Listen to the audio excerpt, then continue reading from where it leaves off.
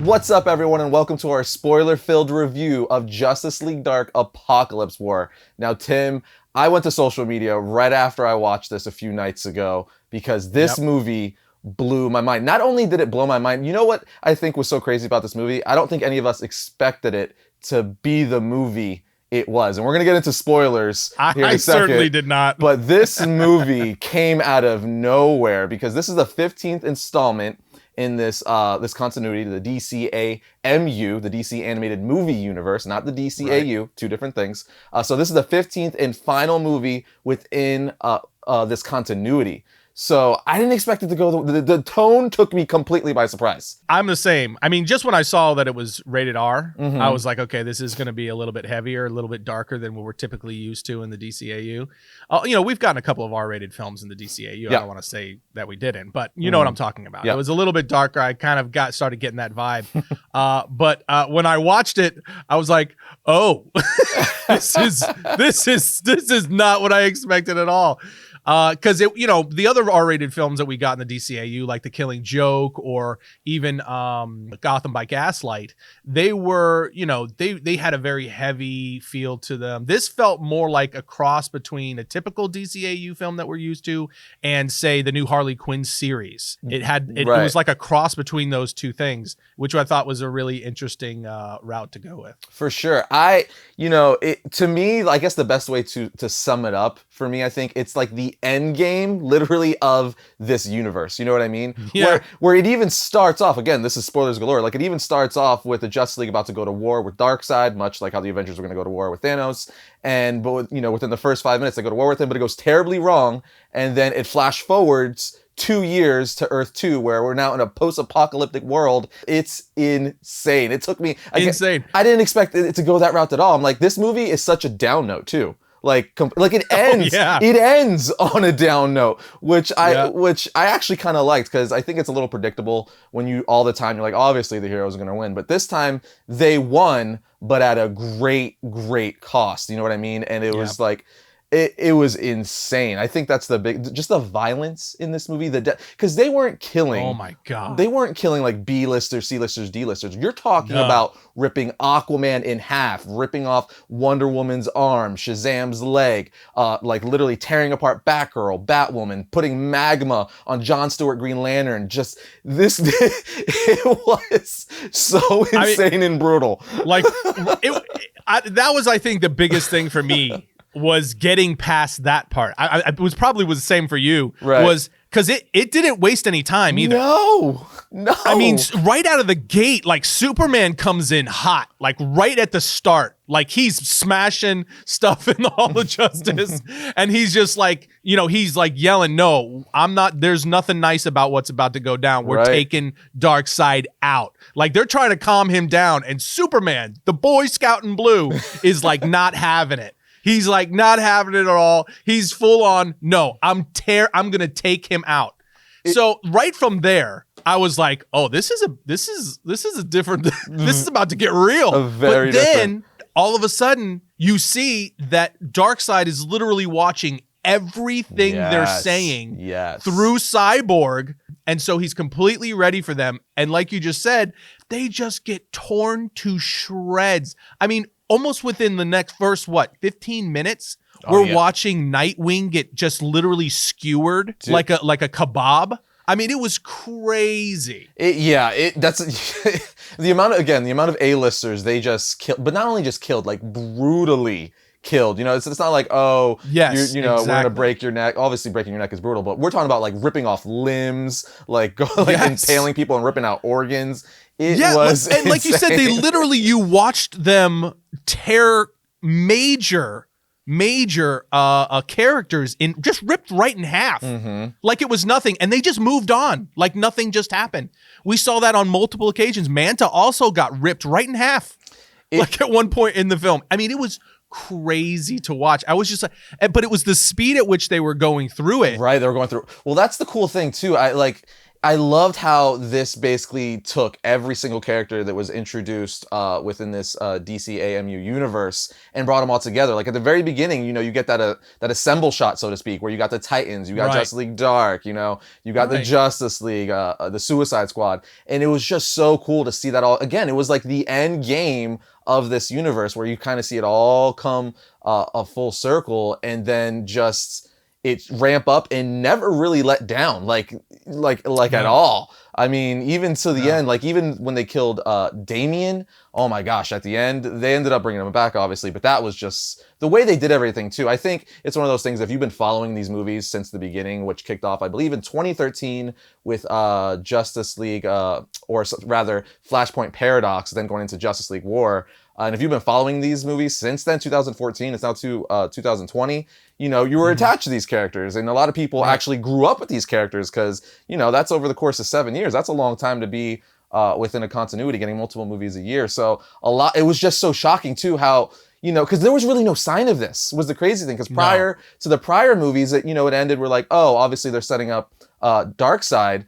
But they fought Darkseid in Justice League War, and it was just a normal superhero thing. Not like this was full on like Injustice. I think that's what I gotta say here. Very much so. This was like a mixture of Injustice with the Justice League Darkseid War comic book. It was kind of like that because you even had Batman in the Mobius chair, which was really dope to see in animation because that was awesome in the comic book storyline by Jeff Johns. There was just so many fun, and we're both big Etrigan fans. Etrigan was amazing in this film.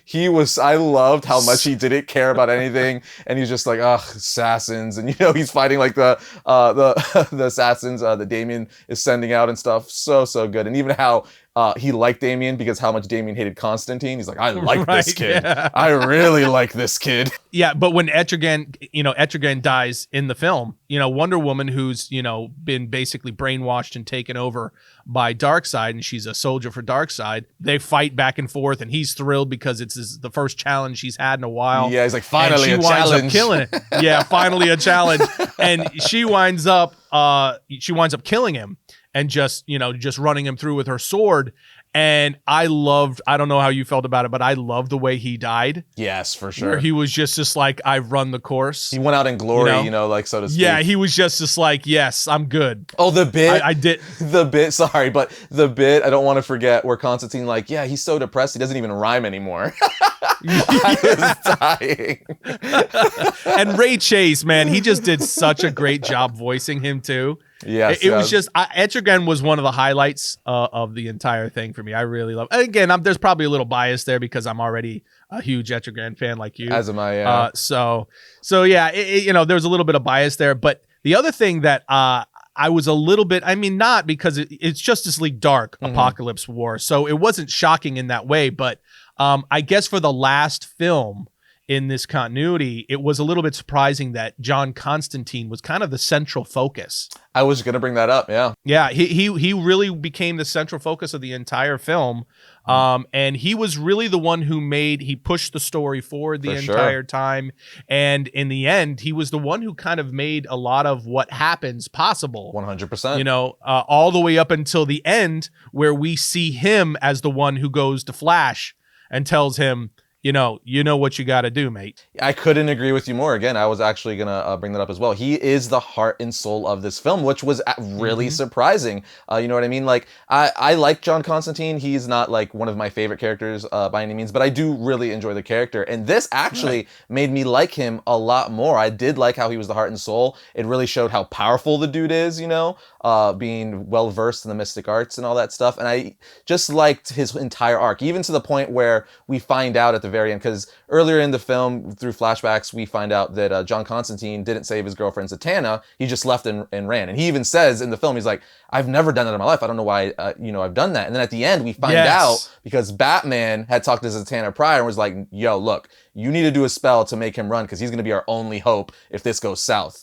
And that's exactly what happened. It kind of spoke to both of them, where John Constantine was as powerful, the only one really as powerful enough to fix this, but also that Batman always has a plan, even unbelievable, always has a plan no matter what. So I really like that whole aspect. John, if you're a John Constantine fan, like if he's one of your favorite characters or is your favorite character, you're gonna love this movie that much more, because this definitely highlights him and shows why he is such a cool character. Yeah, I couldn't agree with you more on that. If you're a big John Constantine fan, this is definitely your movie. And what you said before is what I was going to mention, the same thing about how good of a job this movie did of highlighting who John Constantine is as a character and his true power set in a way that we had never really seen, I don't think, whether that's live action or in the animated universe. So I thought that was really great. But yeah, of course, leave it to Batman to always have a plan, dude. He's like thinking years ahead. For sure. He's like it was fantastic. It's like Batman is the ultimate puppet master of the DC universe. Like he's just always pulling strings and setting things up. But let's talk about like, the future and end of this movie, because that was like one of the biggest things, how it ended on a down note. So this franchise basically started 1 year after the birth of the New 52 in the comics, right? The first movie we got in 2013. And as we know, the New 52 started around 2011, 2012. So this started right after that. And it was kind of basically the stories and stuff it was adapting was loosely off the New 52, even down to the character designs, right? So they ended it, as you said, John Constantine talks to the Flash. He's like, look, man, you know, we want it all, but this is a bad world and we gotta, we still have a big battle, ahead of us. So the easiest thing would just be to do another Flashpoint, reset everything, because that's definitely going to be better than whatever we got now. So Flash goes off and he runs, and then it goes to credits, right? But me, obviously being the big comic guy, I'm like, so if they started with the New 52, right around the New 52, are they wrapping it up 15 films in to now set up for DC Rebirth within this continuity? Do you know what I mean? So, because this is the last film, this isn't the last, animated film they're going to do. This is the last animated film they're going to do in this continuity. So does that mean they're starting a new Rebirth continuity and now going to mirror the current comics we're getting, just like they did, when this all started back in 2013? I feel like that's what they're going to do. That's what I took away from it. Okay. Because otherwise you kind of, it leaves you feeling like everything you just watched was irrelevant in a way. Right. Right? So that was my one thing that I took away from the end, where Flash takes off and everything kind of goes to white, and you see that he's, erased the current history. So you get to that point, and that was exactly what I walked away with. I said, okay, this is clearly a pivot point towards something like Rebirth. Right. Otherwise, you make everything that we just watched totally irrelevant. It was fun, but it was pointless at the same time. Yep. So that it has to be that.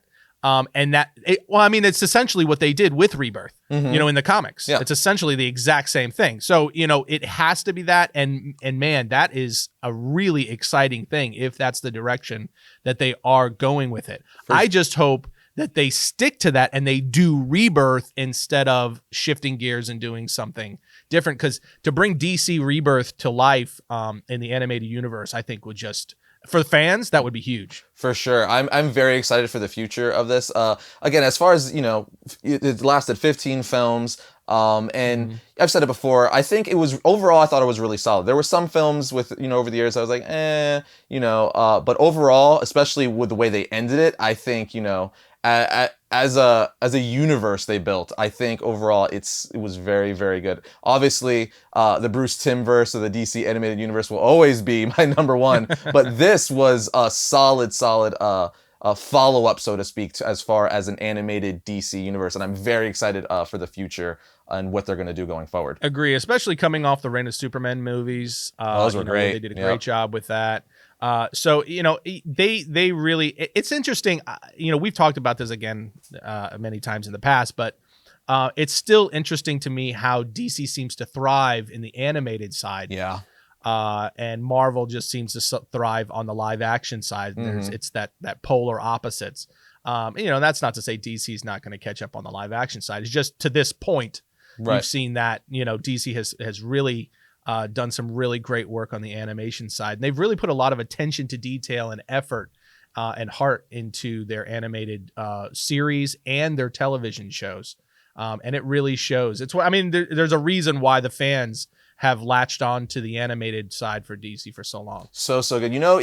They stick to their roots too, it seems. Like with their animated characters, they're very true to the heart and soul of these characters. And even the current comics that are coming out, like again, so much so that these films over the last few years were mirroring the comics that were being published by DC Comics. So I think that is a brilliant idea, because it's an easy way, like if you're watching the movies first and you could jump into the comics, you could just make that turn and be like, oh, this is pretty similar to the movies, and then vice versa. So either you're going from comics to movies or movies to comics. It's a nice way to, jump from one to the other and then eventually watch and read both. Now, real quickly, before we start to wrap things up, right, I wanted to ask you, what were your favorite part of the film? What were your favorite elements of the film, and what were did you have anything that you didn't like? There wasn't too much I didn't like. I really, really enjoyed this film. I think overall, I would probably give it a 9 out of 10. Because another thing for me personally, obviously I knew this movie was coming out and I wanted to see it, but I watched one trailer, and I don't think that trailer gave away the tone or direction that this movie was going. Like, this literally caught me completely off guard. Like, I had no idea what I was getting myself into. And I think that made me enjoy it that much more, which is why if I was to do scale of 1 to 10, 10 being the best, I would probably give this a 9 out of 10. So I don't think, again, there was much I didn't like, at least nothing that comes to mind, meaning if there was probably insignificant, maybe like little voice actors here and there. Things I did like, I liked the portrayal of Superman, though very different. This isn't the Boy Scout classic Superman we all know and love. This was more so the Injustice Superman, kind of where he's like, yeah, no, we're going to get things done by any means necessary. We're killing people to stop it. We're not going to, put people in prison or the Phantom Zone. The only way to stop this threat is to kill Darkseid. And I liked seeing that side of Superman, because he is, the most powerful superhero in the DC universe and arguably all of comics. So it's fun to see him go all out. And then towards the end, where he's battling Darkseid and literally grabbing him by the head and tossing him side to side like, he's a Looney Tune character. Yes. I was like, yes. And then even just, I like the shock factor of it. Like, going in the first 20 minutes or even towards the end of the film, I'm like, they keep killing these people. Like, again, these are A-listers. Like, it is insane. But my favorite part, though, I think, is the heart and soul of this film is Constantine. I think he, the way they interweaved him with the entire DC universe and showed how important he is to this universe. I enjoyed that a lot. Again, I'm not even the biggest Constantine fan. I like him, but this movie made me like him a lot more than I did already. Oh, I couldn't agree with you more. I'm pretty much with you across the board. The only thing that I would say, I don't know that I would rate it quite as high as you, but I'm a little bit more picky than you are. But I think that this movie was, just like you said, it really shocked me. It took me off guard. I was not ready for what I watched. Right. But also, it was the pacing of it that I really enjoyed. Yeah. It launched you right out of the gate, and it really never let up. And it was just, there was so many elements of it that left you feeling like, man, I've never seen this version of this character in the animated universe before, like with Superman. While he wasn't as ruthless as the Injustice Superman, he had that element of, I'm going to do what I need to do. For sure. And nobody's going to tell me otherwise. One of my favorite parts, actually, in the entire film is when he becomes possessed by Trigon. Yeah, towards the end, yep. Yeah, and he just goes nuts, and he sticks his thumbs in Darkseid's eyes. Darkseid goes to hit him with his Omega beams, and he just sticks his thumbs in his eyes and just starts flipping him around and pounding him into the ground. It's so violent. It was just so BA. It was crazy. So stuff like that was just really fun. And I think the things that I didn't like on it, there was a couple of animation moments that that looked kind of wonky for me. But that, again, that's a nitpick.